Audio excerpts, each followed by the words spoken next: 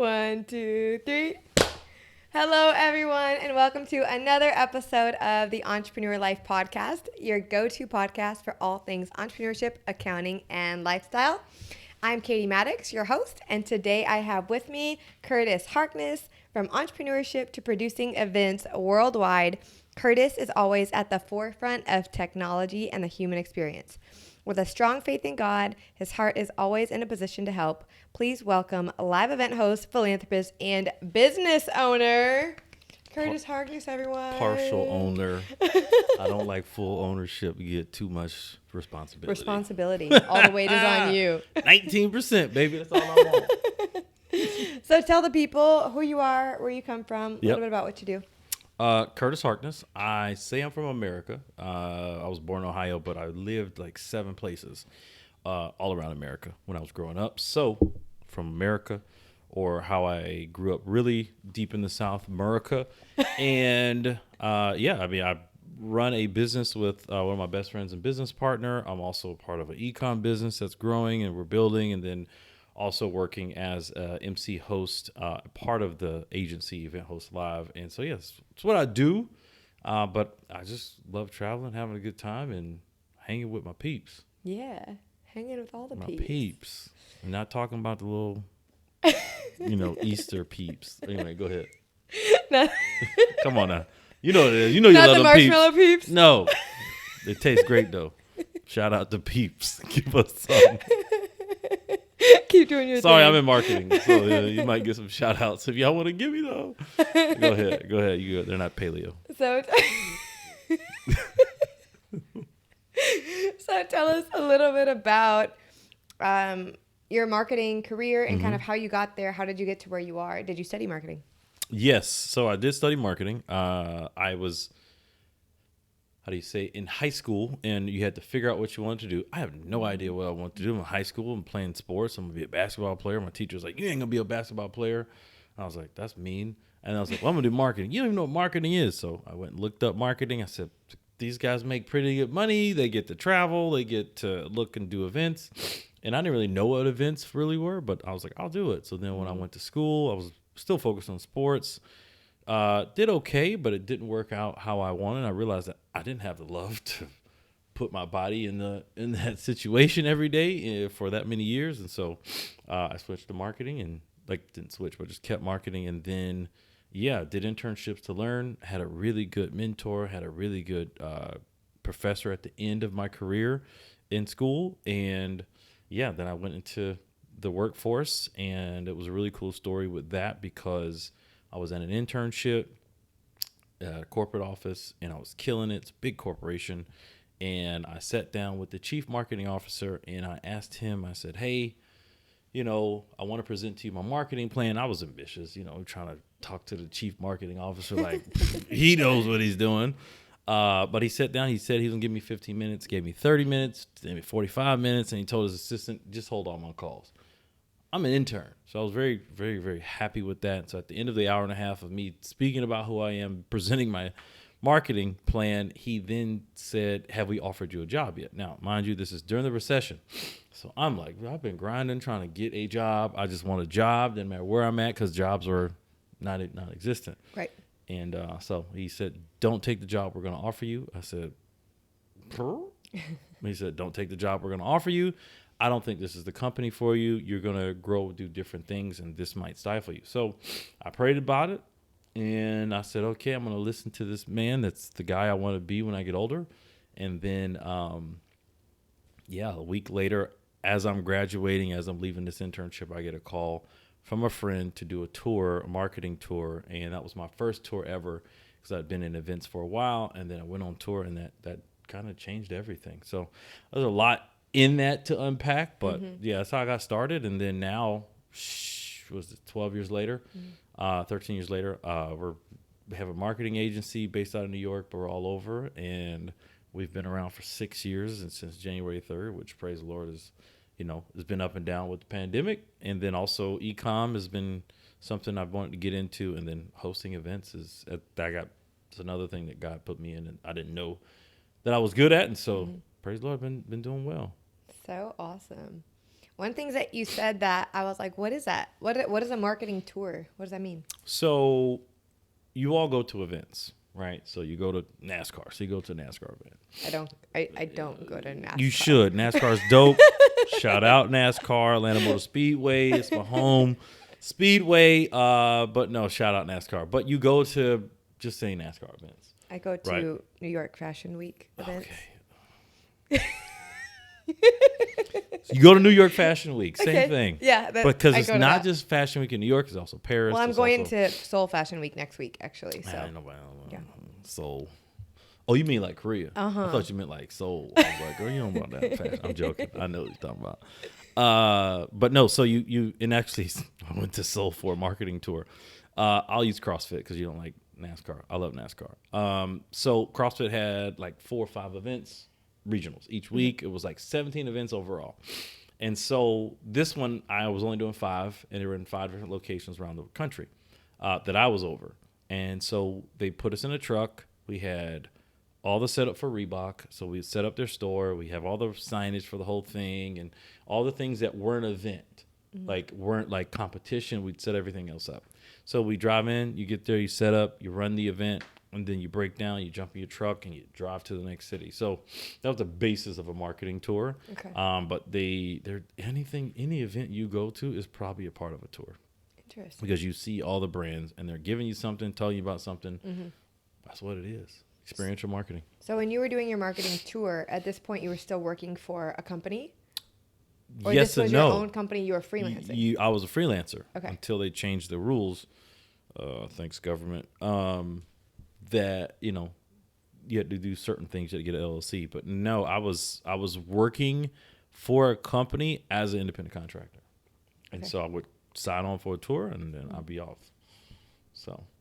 And how does that play into, like, from the standpoint of marketing fundamentals? Is it similar working for, like, as a freelancer doing a marketing tour? Would you say somebody who works in a marketing department at a corporate office, are they overlapping in fundamentals and in strategy, or you would recommend that they learn something completely new? They work together, but it's totally different. So when you're building out a marketing strategy, it's not the events. You're building a strategy for the overall, right? And so we built a strategy for a company a couple weeks ago. Now, is it relevant for that company to have experiential events? If they're based online, they don't need experiential events because they don't have physical places.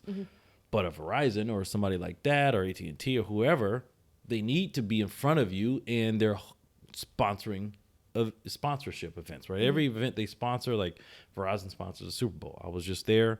They sponsor the Super Bowl. They have a specific reason why, and they have partnerships. It's just crazy. They have partnerships with the venues and everything else. And so when you go to do an event, you build the event out, you have to know the strategy of what you need to accomplish. So if the goal of the event is just to have a good time and put name out there, brand awareness, and collect people's information, guess what you want to set the event up to do. Now, it's really easy to get information now. So it used to be really hard. But it's not about getting information anymore. It's about creating an experience, because what people found out is people like an experience. As much as everybody's going online, the pandemic showed you that people don't want to live online. Right. We want experiences. And so one thing that people missed were their events. And what was the one thing that everybody did when they got out of the pandemic? They went to an event. It went to an event and they didn't know how to act. For real. And you had bad versions and you also had good versions, right? And so that's what marketing, where in the office, they create the strategy, and then office experiential creates how to make that strategy into an experience. And then I don't want to say at the lowest, because tour manager's pretty high up in that world, but it was, now I'm taking your strategy, the experience you built out, and then I'm the one implementing the experience, building it out, running it, and then reporting back to you, hey, if it's good or not. And so that's how that worked. But I started at the base. I was a brand ambassador, where I was just handing out flyers on the side of the street because that's what they asked for, the experiential. But then after I learned and I knew my marketing strategy, it's like, hey, you guys, you could save money and do this, this, and this. And now when I do events, it's a little bit different. Some I'm just coming in consulting on, like I've been down to Brazil and consulted on events, and France, but now other things I'm actually helping build it, and I love executing events. So, It just depends on what the brand needs. So cool. I know you've been literally all over the world when it comes to Yeah. events and brand marketing. Either you just went to or you're soon going to South Africa. Did that already happen? We actually changed. I'm going to Germany. Oh, casual. Yeah. I would love to go back to South Africa. Uh-huh. South Africa is a gorgeous country, and I have great friends there. But I'll be going to Berlin actually. Awesome. I've been And dying so to go to Berlin. We'll be doing that. Come visit. I'll be out there. So Berlin, but then, other countries, which has been great. Copenhagen, Chile, Brazil, all with their own challenges. But I will say, love everywhere in the world, but it is the easiest place to do events is America. Because I can order same day now, tape or whatever I need, or go to Walmart. That's 24 hours. You'd be surprised. They don't have Walmart everywhere. Yeah, I did. Which is a good thing. That. And a bad thing, but it depends. So when it comes to someone who's like, okay, I have a marketing background, and the idea of doing experiential marketing or doing marketing overseas or being able to travel with my marketing background, what would be some tips for somebody who wants to get into that? Or like, where do you start? Well, the biggest thing where you start is online. Like, what is your marketing experience? If you're a person that does strategy and you want to travel international, well, now you can, if you find the right agency, they'll allow you to. Or if you build a service that's going to create value, then they can, a friend of mine, she just created a website, was like, hey, these schools don't create all of their clothes, and the clothes they do create is boring. So I'm going to create a business that creates all the clothes for them, and I'm just going to run it online. Well, she was able to then move to Bali and do whatever the heck she wanted because her business was online. So all she did was marketing online, got all the partnerships before she left, and then she just managed it all online. Remotely. And it literally, she could live anywhere in the world. That's a good way to start to find a need, and then how do you do it? But then the other thing is, if you have international friends, everybody's from somewhere, Right. So it's like, hey, you might have a Latin background. If you speak Spanish, there's a lot of places you can help with marketing that you could do. I've worked with companies out of Colombia for marketing, and they did things here. I did things there. Same thing if you want to go to Europe, but you have to understand it. Almost every company has a. So do you just if you find a company you want to work with them, you would look for a marketing company and you would contact them saying, hey, I'm a freelancer and I want to do this? Is that kind of the strategy? If you don't know people. Yeah. The biggest thing is you got to meet people. You got to network. Yeah. And a lot of people think you can just get it all online. You can't, because anything of substance is going to have to take I need to get to know you. Yeah. So I can I trust you? Because it's really what it is trust. Yeah. Trust is everything. Our clients, our partners, I don't even like to say clients because they're partners with us. They have to know they can trust me. They have to know they can get a hold of me. They have to know that I actually care. There's not one client, account that, one of our partners that I don't have a passion to help them win in. And that's the thing. If you show a company, hey, I love those shoes. Your shoes are the best. I literally will help you figure out ways to fix it. Or, hey, you have some problems here, some gaps. This is some options away. Now, you might be giving it away for free, but they have to know you can do the job. And at the same time, they also have to know, hey, you found something that my marketing team didn't know. And so they have to see the value that you could bring them. It's not always like, hey, can you pay me this? I want to be a remote. And that's what a lot of people think. And they're like, oh, well, there's a ton of jobs out there. But not the jobs you want. Right. And you have to realize it's not about you getting the value. It's about what value you can give them. And then that way, then they'll return and give it back to you. But I love that, focusing on what value you can bring and then letting them return that to you by hiring you. But first you have to come with a value proposal, right? And at the beginning, sometimes that looks like having low prices or even just bringing ideas with no prices at the beginning, just to prove that you have the value, and then they come with the dollars later. Oh, I've given away over probably $10 million worth of strategy. Wow. When we were starting up and trying to figure out. I'm like, hey, because they don't see the vision always. So I have to give you the vision. I have to show you the steps to get to the part where my part comes in for what we could offer at that time. Now we offer a lot more.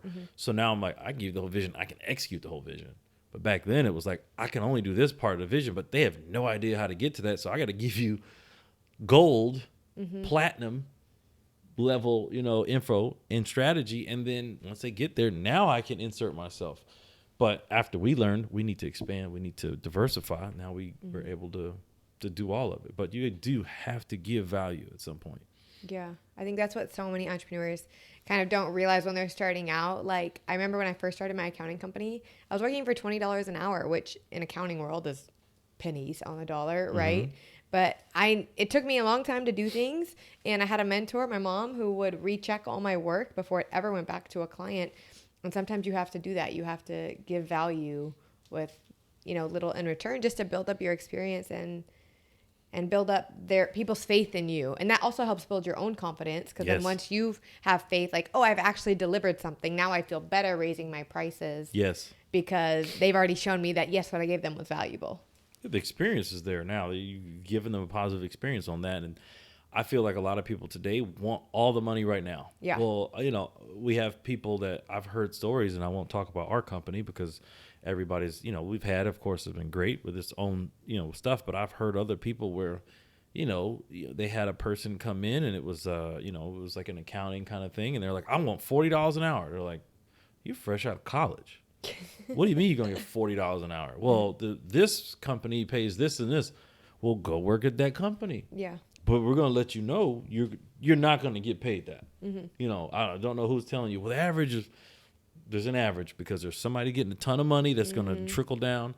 And so a lot of people don't want to put the work in. Yeah. And they want just the money right now. And I'm like, you cannot live your life on, you got to pay me now. Now, after you've done the work, you have to get paid. Yeah. Right? You should not be like, I'm not going to get anything. You're still going to be at $15 an hour.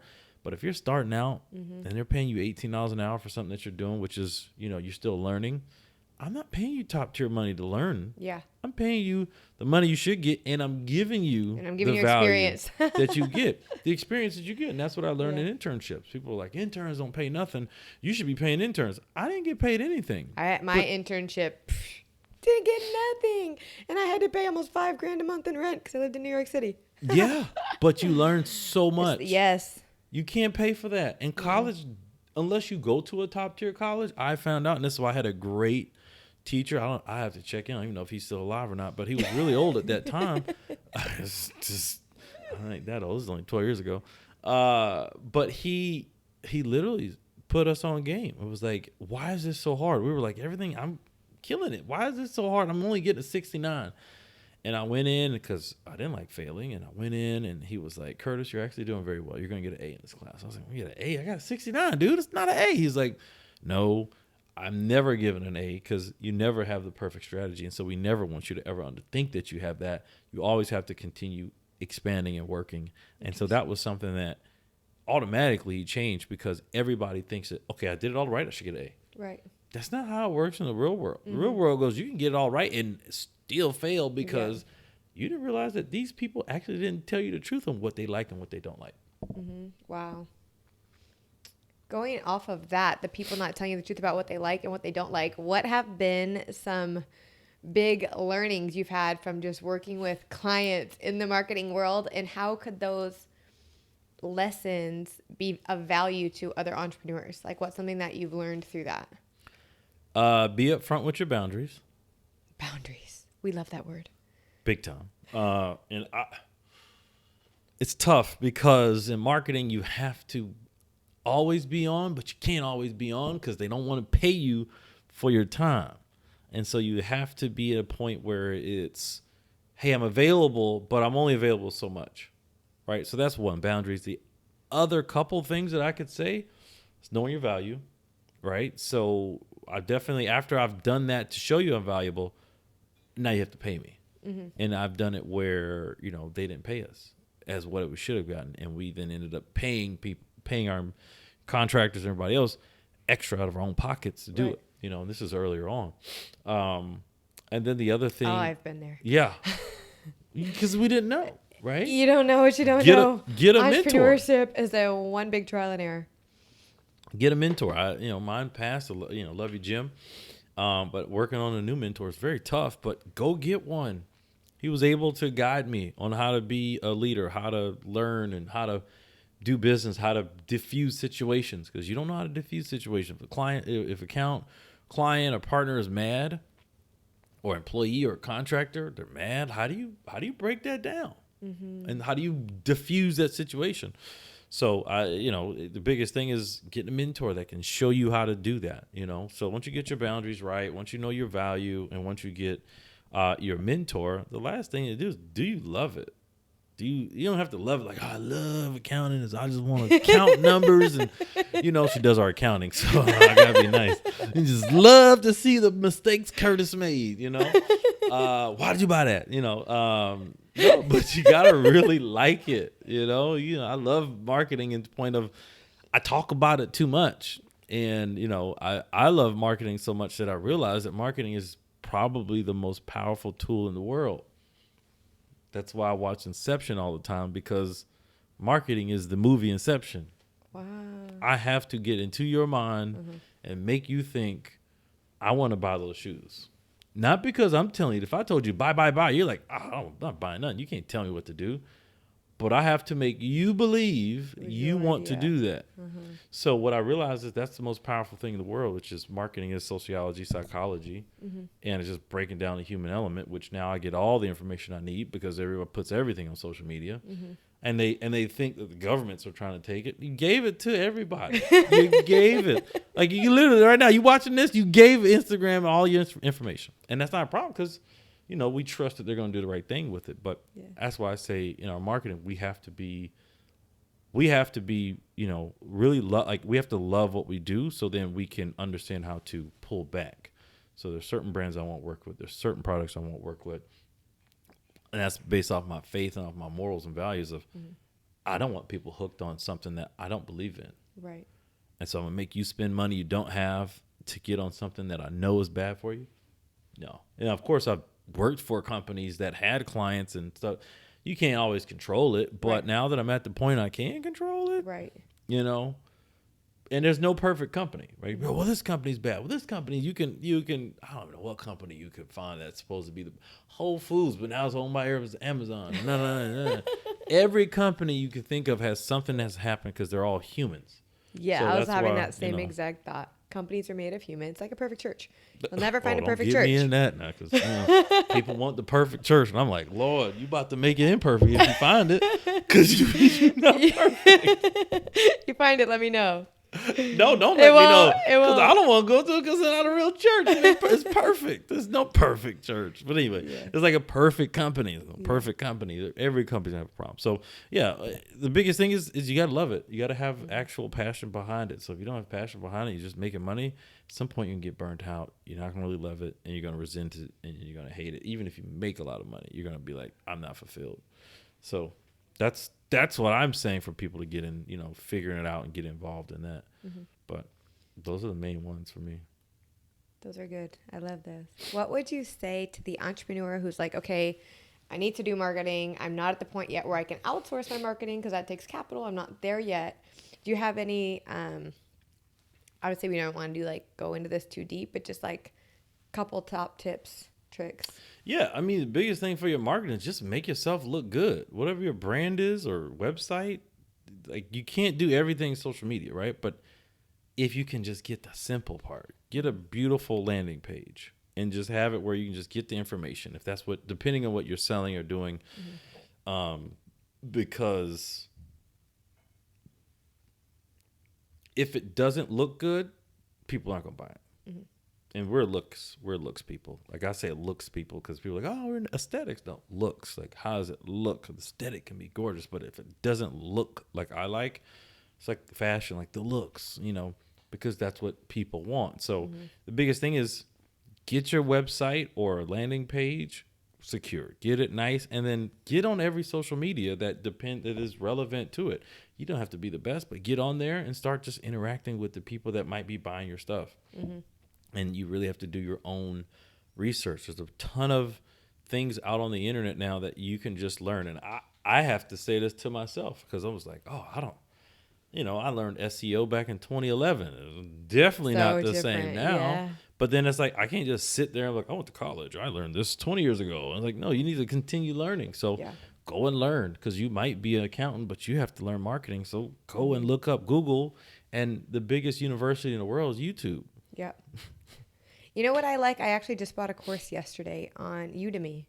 We have You know a Udemy? whole Udemy courses. I have every course. love Udemy, like Udemy. If you don't know what Udemy is, Yeah, shout out Udemy. Hook us up. Let's get we some more love stuff. some Come Udemy on. over here. I just bought a course on deeper financial analyzing, learning like upping my skills in financial analyst world. That's good to know. And That's I'm good to just know. like, it's always good. I'm in people's numbers, you know? Yes, you are. And I'm not talking about phone. But anyway, go ahead. But yeah, Udemy's but great. I love Udemy because the classes are so affordable, right? I think one of the courses I bought was 20 and the other one was like 200 on sale for 30 or something like that. It's so affordable. So there's really no excuse for an entrepreneur to not be learning. And if you don't have the time, obviously outsource the skills that are not yours. But YouTube isn't the only place to learn. Like, take a course online, but Udemy has great courses. Yeah. I even took a shuffle dance course on there like years ago. What? I took business writing last year, and I was like, I'm great at writing. No, I'm not. Business writing on there was really good. Yeah. And, I'm actually going to go back to it because you have to refresh. And they're simple classes. They're short lessons. It was great. The other thing I'll say is Neil Patel is an SEO person. He gives a ton of great information, but they have a great platform that you could use. And then Michael Janda. Hoping I'm saying it right. Michael Janda, Michael Honda. So Janda. Sorry if I say it wrong, man. But we use his course, way long time ago on how to be a better creative agency. And it's just a lot of gold from contracts to workflows and everything else that I'm like, it wasn't the cheapest thing, but it was the value again was there, and it spoke volumes of what we were able to learn. So that's one thing. It's like, I've done those master classes. Those are cool, but this just has a lot more meat, like Udemy. But this one, he's a lot. It's like it has like a course, everything like course they go through each thing. It's like, I was like, oh, it's like college again, but it actually helps you walk through. But then he doesn't just help you walk through. He gives you all the assets you need. You need a contract. He gives you a contract layout template. That. You need this. He gives you this template. And I'm like, what? This is ridiculous, because you have to go figure out how to create this template or pay somebody a bunch of money that they don't explain how to do the template. So it's a lot of learning that you can find online. So I tell people, when I say YouTube is the biggest, university, but you can also find these guys that are doing it. There's another guy that does great marketing, and they have their own thing. The Future, it's FUTUR, Future. They're amazing. We learned that was from our first marketing like agency stuff, because we knew it, but it's like agencies are different. So cool.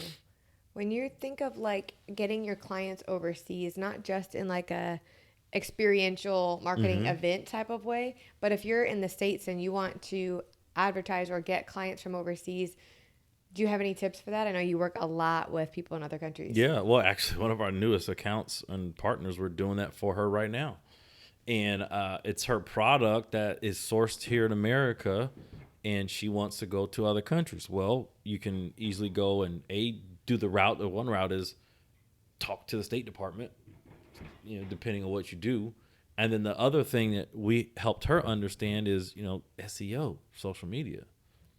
Connected to everybody. Now, there's different SEO rules in every country, but you can market to these people. And with the social media and SEO now, I can literally go right into and see exactly who is coming from what country is actually looking at my products. Like, oh, actually, the UK actually is a good place for me to go. Now, I only speak English. I speak a little Spanish, and then I speak a little French, un petit peu, just a little French.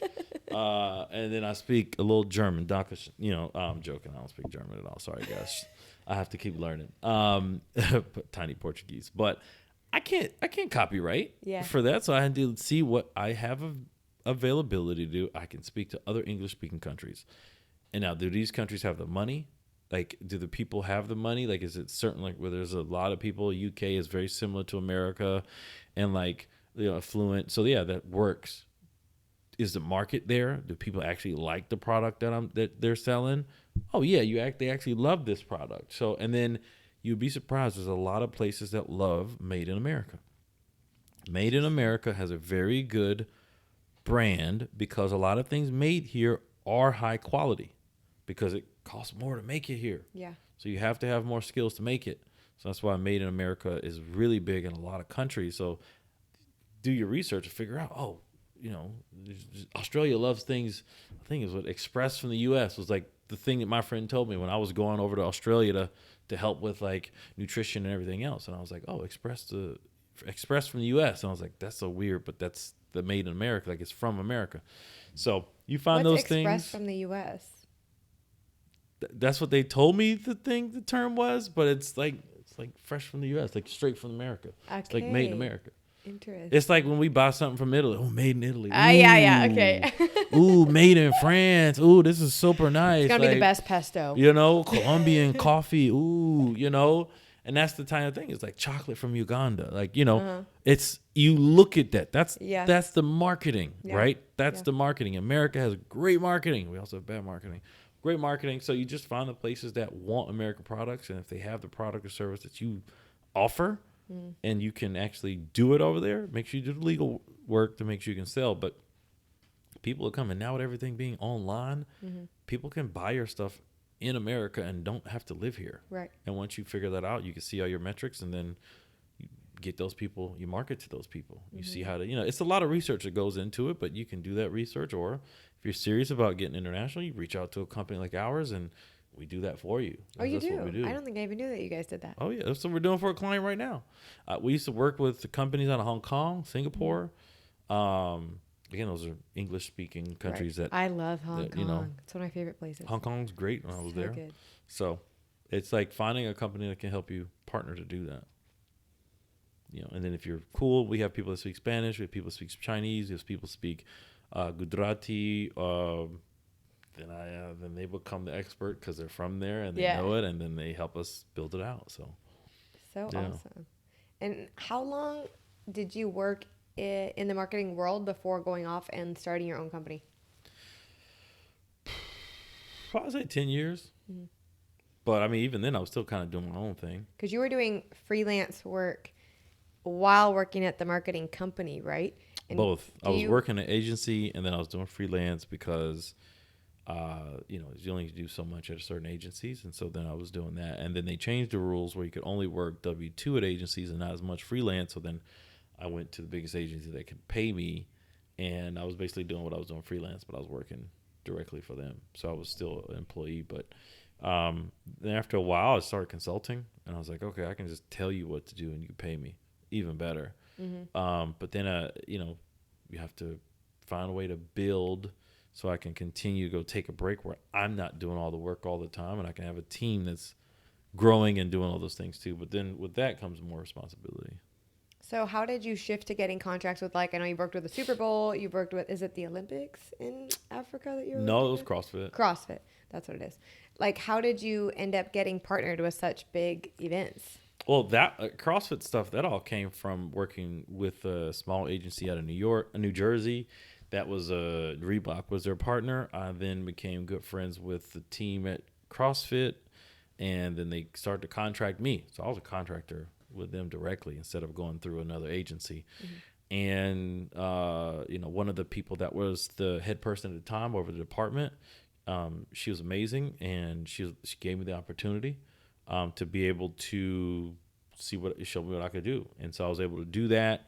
And then I started to take a step back just because it wasn't exactly, I didn't want to go full back in. It was just a lot. And, you know, I still work with them today on select events that they contract me on. I love it.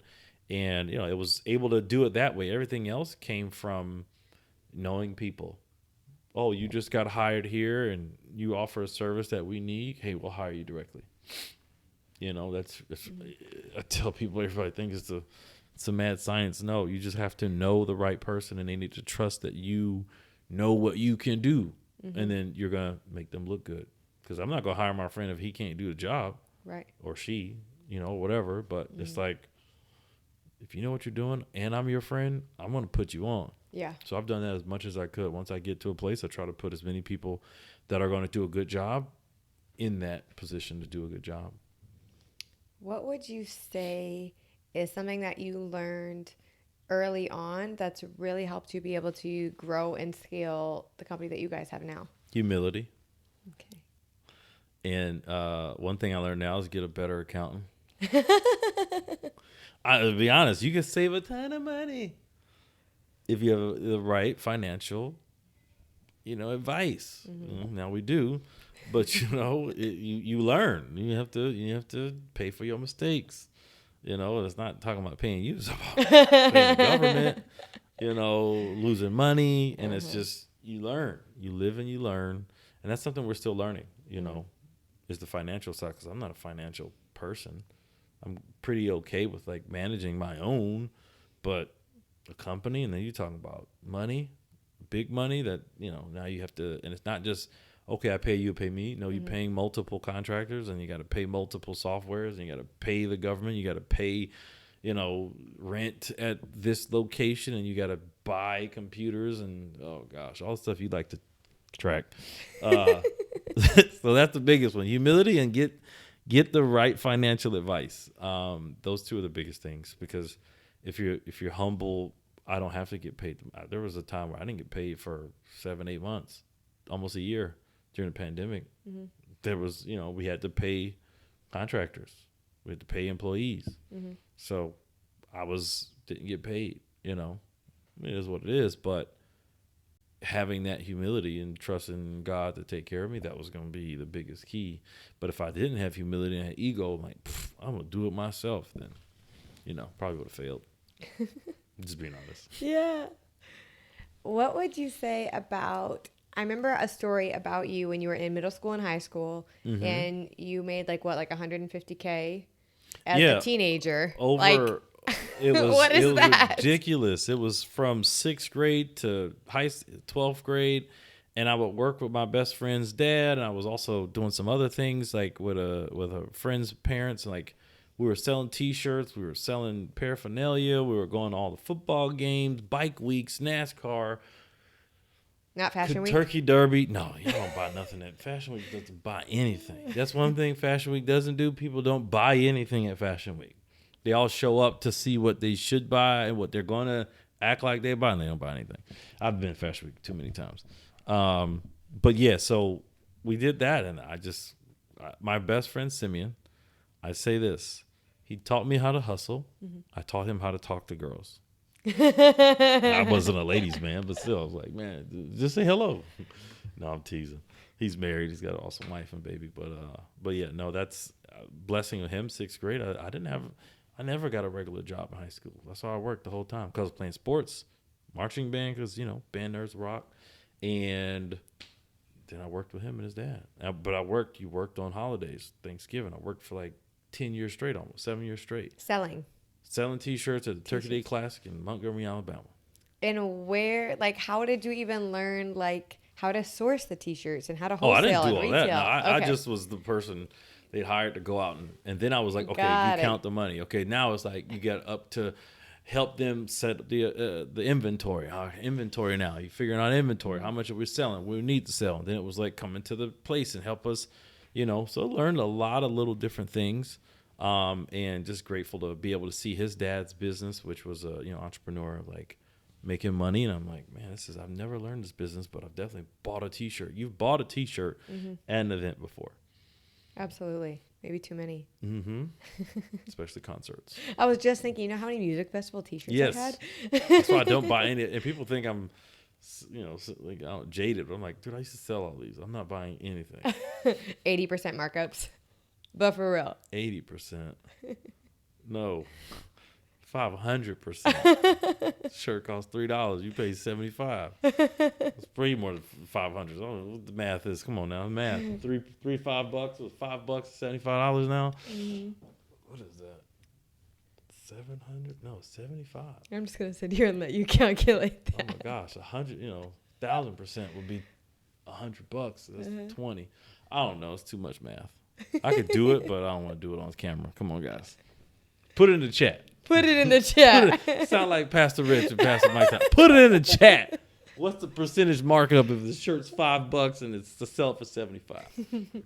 Retail math at its finest. Yes. My least favorite class in college. Yes. If I do it 10 times, it's fit. I don't want to do it.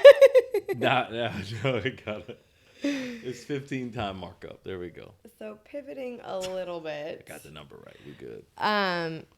What would you say to entrepreneurs who want to take their freelance business to the next level of like, okay, it's not just a freelancer now. Like now it's a company, you know?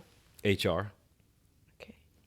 Because Having their own HR or implementing like a Gusto or an ADP or some payroll company that also has HR. not even say payroll. HR to understand how to hire, how to make sure you have all the right paperwork, contracts, because that's what HR, a lot of people just think payroll, but HR is a person that is going to make sure you hire the right people. They do the interviews. They make sure that you're paying the right things. You have the right language you're supposed to have. If there's a problem with an employee or a contractor, how to handle it, because I'm a guy. So if there's a problem with a female, employee, I can't just go and help if it's something that's sensitive, right? And so you got to have HR that's able to navigate that. And I don't know how to navigate that. I'm not an HR person. That's why that's like a whole thing. And people always overlook HR, but HR is like the bread and butter of running a company. And then the next part of that is, understanding how to build workflows. That's why I have Daniel, because I don't do workflows. I like to be in them. Sorry, Daniel, I don't always work in them, but he builds them out. He's a mastermind. So workflows, figuring out a workflow that you and whoever you're bringing on can help scale the work, and then HR. That's the biggest thing. And the other third thing is finance, accounting. You got to have it if you're going to scale to that. You can get away if it's just you, but when you get more than two people, forget it. Oh, W-9s and 1099s. Don't even get me started. Don't get you started. I do such a great job with that. Yeah, you collected all Hey, client privilege. Go ahead. I forgot what my thought was. I got distracted by the W-9s. Oh, Pretty yeah. standard. Yes. I remember what it was. Like, I know a lot of payroll companies have HR that, like, if you work with that payroll company, they actually fill that role on your behalf, right? You don't actually have to hire an HR person. When was the point where you guys were like, okay, we actually need to hire professionals as opposed to just like Using like software. Yeah. Third year. After we were like, I don't have time to hire people. You don't have time to hire people. How do we deal with this situation? So then we started to try to find and try to mold and build HR people. And where do you find your talent? We used Indeed, which was easy way. But the other thing is asking people, like, hey, who do you use for HR? How did you find? Is really what it is. Just how it is. Talking to your friends and people who are in the business, or I'm hoping you worked somewhere before you started becoming an entrepreneur, because then you can always go back and say, hey, John, how'd you get an HR person? Who's our HR person? And you go talk to that person to understand, because sometimes you can pull people from another company that used to work with you if you have the budget, or at least the vision and they believe in it. And in terms of like hiring people just in general, not even just HR, what would you say to the person who's like, okay, I'm a one-man show, but I'm ready to take the next step? Was there, when you guys decided to hire your first employee, was it like, okay, we're just going to ask somebody and bring them on as a contractor, and then once we decide we like them, hire them on? Or did you already have like a formal process? No, it was family. It was family. Like, hey, we're starting this business. You want help? And it was friends from college. And so everybody had been professionals in their own world. So it was, at that time, it was easier. Still tough and hard, but it was easier to find, at least to start out, people, because they were all people that we knew that believed in it. And, they all have been a part of it, which was huge. When it comes to like working with friends or working with people you already know, is there anything that you learned along the way that you're like, well, I didn't know this at the beginning and maybe had some errors or some faux pas there, but boundaries. Yeah. Because I tell you this, and I struggle with this, Daniel, in our company is like, how do we have the time where we're out of work mode to still be friends? Yeah. Because you're in work mode all the time. So it's like, how do I be a friend again? Because now it's work mode. If I let you down or you let me down but we've been friends for so long, and we've done all kind of crazy stuff together, that it's like he He's a very passionate person, animated and loud. I'm more reserved. But that's just who we are. No one would think I'm not on this call that you're reserved. I'm definitely reserved. I know that you're reserved. This is a podcast, not a call, by the way. I'm so used to being in the Zoom. I know. Sorry. I was gonna say. I live in Zoom. Okay, what do you want from me? I heard somebody say that, like, literally on stage. They're like, "Yeah, guys, I don't know what this in this call," and everyone was like, and nobody said anything at first, and then the host was like, "Guys, we're not on a call. We're IRL." Everybody, the whole crowd started laughing, and everybody could say they could relate because that's what everybody was in. Right. But yeah, I mean, that's the biggest thing. You find a dynamic. Now, there's some people that have been friends that have left the business, but this is what I tell people: like, if I'm your friend, and we can't work together, and I let you go, or you let me go, and we can't be friends again because you let me go, I don't think we should do this. Now, the only reason you should let me go is if I'm not doing what I told you I would do. Right. Excuse me. And it's not that if I steal money or whatever, you get greedy. If you get greedy, let me go. You weren't my friend in the first place. Right. Because you're greedy. Yeah. You really weren't my friend. You were just a acquaintance that you thought were friends. But like, I've been blessed that I've worked with a lot of friends, and I'm not a greedy person. And so my thing is, once I start to see if I'm always trying to diffuse situations. I don't like conflict, but I will not back down. I will argue you down. I have to learn that in my relationships. With my girlfriend, can't always argue. But men learn that. But yeah, so you just have to have the boundaries of understanding of, I'm going to do the best I can for this company because we're friends. And if you're truly my friend, you're going to do the same. And honestly, it's kind of like a relationship that, if I'm dating Very a much girl like a relationship. And this girl is, I'm trying to become my girlfriend and we're friends. And you say, I'm in this relationship. You should be doing everything you can in this relationship to make sure I'm good. And I'm doing everything I can to make sure you're good. And then the other part of it is how you receive it. Mm-hmm. Because, of course, I can do everything to think you're good on how I like to make sure you're good, but that's not how you're good. Learn your business partner's love language. It's not just for relationships. That is very true. And it took us time, but we're very close. Yeah. Daniel and I have been going to therapy. I'm joking. Katey's our therapy. Because now I can be like, I told you no. He did this. I'm like, Katey, look at it. Look at it right here. See?